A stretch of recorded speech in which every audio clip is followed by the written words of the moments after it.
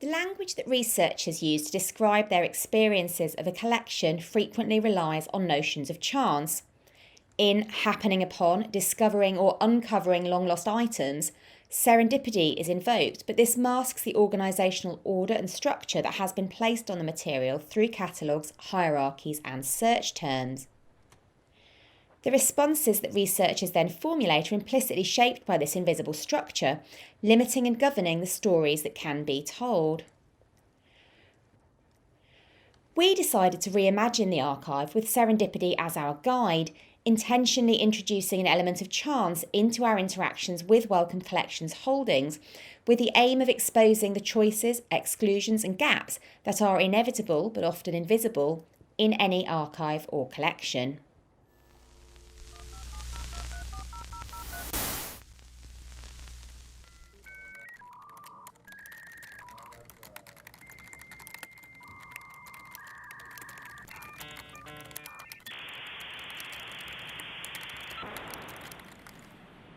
What habits have prevented you, from thinking about objects, let alone things?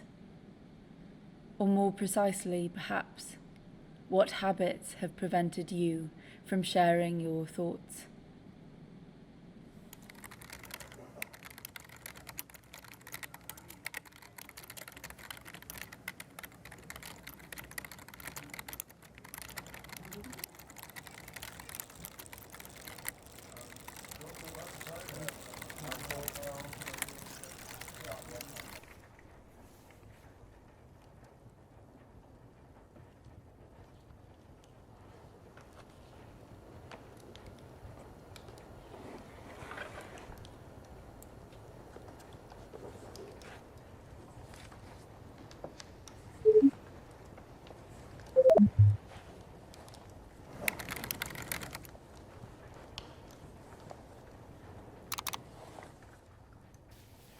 Recognising that materiality plays a vital role in shaping the modalities through which health and illness are apprehended and experienced, we decided to use objects and images from Wellcome Collection as things to think with, feel with, and imagine with, in order to address health-related topics in original and innovative ways. We wanted to foreground the multiplicity of modes of experiencing the Wellcome archive: abstract, digital, sensorial, fictional, rewritten, and to see what might happen when researchers from different disciplines were invited to respond to the same item, object, or material. Michelle Serres has described history as a flat handkerchief which is scrunched into a pocket, causing apparently widely separated points to be brought together in proximity. We considered our project's exploration of Wellcome Collection as akin to Serres' crumpled handkerchief, as a venture where disparate objects might be drawn together into adjacency to think through, allowing the archival encounter to be led by other prepositions like with, across, among, and between, as opposed to the conventional historical object encounter as on and in.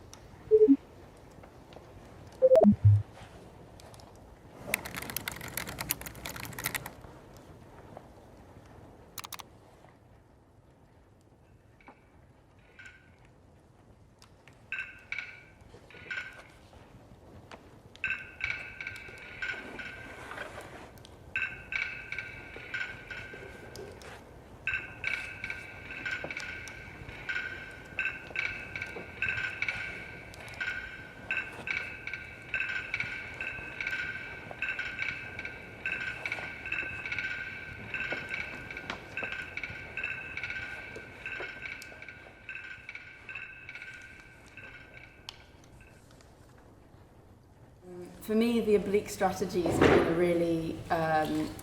a really amazing way of thinking through lateral thought and to provoke other ways of thinking around objects, around practice. And it seems in some ways like a no-brainer to introduce them to the archive as a way of stimulating other forms of discussion, other types of thought, and particularly when the archival space, particularly online, can feel really difficult to navigate at times. It can become a way of getting entrenched in thought, entrenched in objects. And so it became a way of bringing us above water a bit, and a way of not being disciplinary biased, if that makes sense, to one person, but rather provide us with an equal platform through which we could apply our disciplinary lenses and our expertise around this one central object. And the object, the oblique strategy applied on the Wellcome online catalogue was mute and continue, which was randomly generated. So the object was randomly generated, so then we randomly generated our responses in relation to it.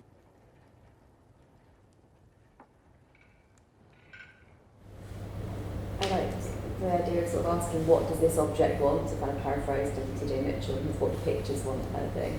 Like, if you had to respond to this question, what does an archival object want? Like, does it want to be taken out of the archive and used and like to fulfil its destiny? Or, I don't know, does it just want to be in its nice archival box and be written about?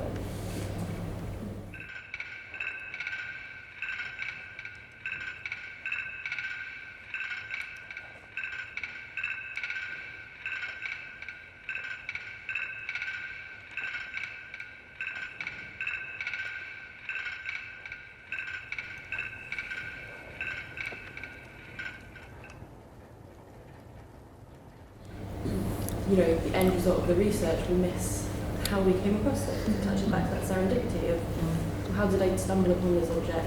Yeah. How did someone draw my attention to it? And that journey as well, I think, is and how that journey is mapped by the objects themselves. Sometimes you find yourself calling something up because you've seen a hint of it somewhere. So that kind of rabbit hole, that maze, has its own pathway that emerges organically.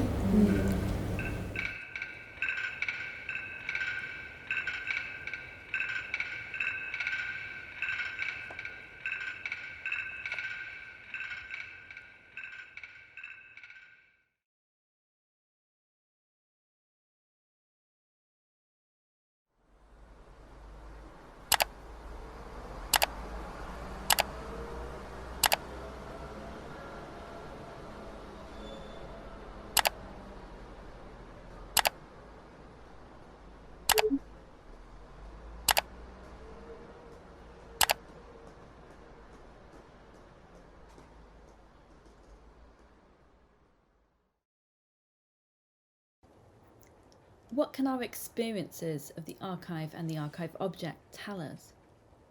As part of the Thinking Through Things project, a group of early career researchers were given the opportunity to engage with objects at the Wellcome collection. During the workshop, each researcher kept notes, a narrative of self. All the researchers were given a set of questions to refer to throughout the day. What am I experiencing? What do I see, smell, hear, or touch? How do I feel? Where am I placed?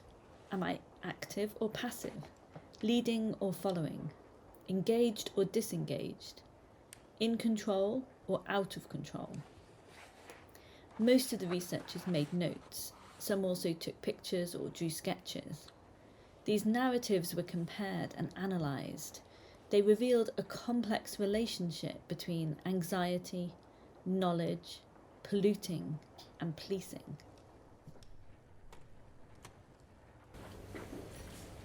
You find yourself in a carpeted waiting room. It is an atmosphere of boredom and of long, drawn-out minutes. The sounds of fingers on a keyboard, the typing punctuates your seconds as your body eagerly twitches to the ticks. A voice sounds out from behind a wall, awakening you to your surroundings. Can somebody please see to that visitor? The secretary's typing stops, looks up from their screen and speaks through a strained, polite smile. 1 second. The secretary walks to the back room from the voice's direction of travel. Can you please see to that visitor? Get them into the archive room and lock the door. We don't want a repeat, do we? I will do, but for God's sakes, we have only one visitor, thank God. We don't want a repeat. Get them in the room now before they start to think.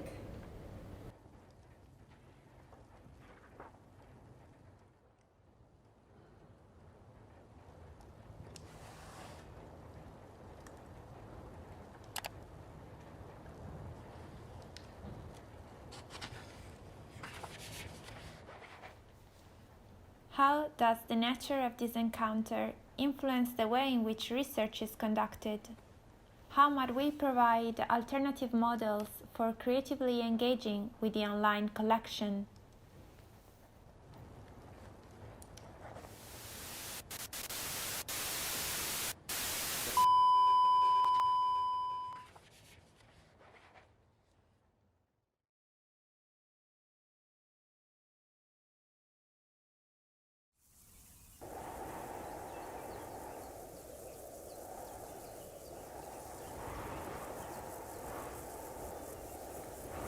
The coronavirus pandemic has necessitated radically rethinking our approach to our project's final event. Not only because of ongoing restrictions around travel and physical gatherings, but because the pandemic has changed the very conditions that shape how researchers engage with archives and collection. The lengthy lockdown has also exacerbated the very real challenges faced by ECRs. Job opportunities are scarce, precarity is endemic, and the closures of campuses, libraries, and archives mean that many ECRs risk feeling increasingly isolated and disengaged from a wider community of researchers.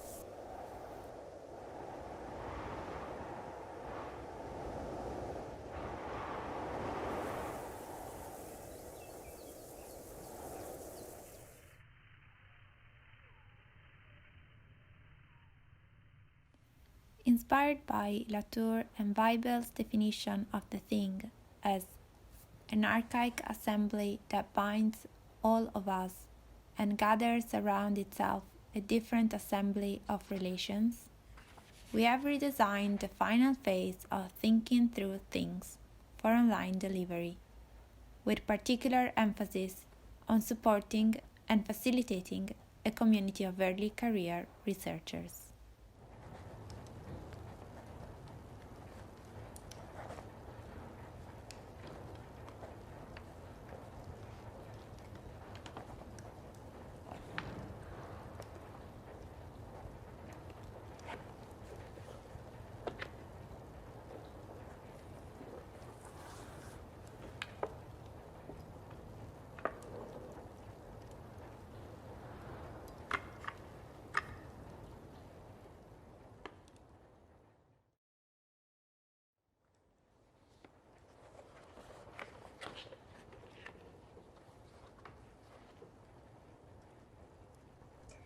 How do you invite people to think about things when the barriers are as much psychological and physical? Not only how do I gain access, but does my expertise gain me the right to access? Does my sense of my own expertise vis-a-vis another person's expertise enable me to approach a thing? Why or why not? These are real barriers to be negotiated, again with care, but with the caveat that care in and of itself is not a panacea, but rather can be much more ambivalent, even countervalent in the entangled, more than human worlds I've been trying to invoke. To think through some of these challenges, we've gone back to some of our touchstones, to Dada, to Fluxus, to thing theory, to entanglement, to things as archaic assemblies binding us differentially in matters of concern, or rather, returning to the work of Puig de la Bella Casa, matters of care. So de la Bella Casa defines care, or triangulates it is maybe a better word, as a concrete work of maintenance with ethical and effective implications and as a vital politics in interdependent worlds. I can only assume that you signed up for this project because you care about something or someone, at minimum, your work, yourself. I presume also the medical humanities.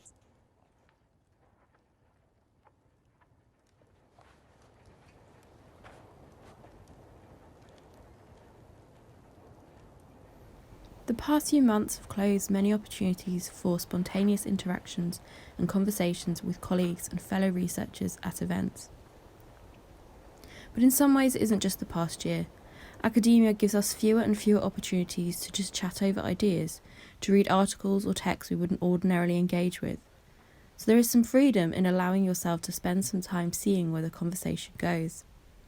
Of course, we always hope it might lead somewhere, but it doesn't have to.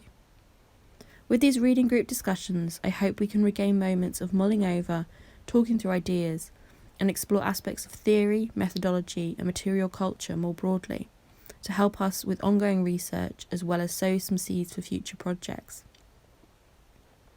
I'd like to borrow a beautiful phrase from my colleague in this project, Bentley, which is, "Silence is part of the natural architecture of thought and discussion, but it does feel different online. Embrace it. There is no obligation or expectation to fill it."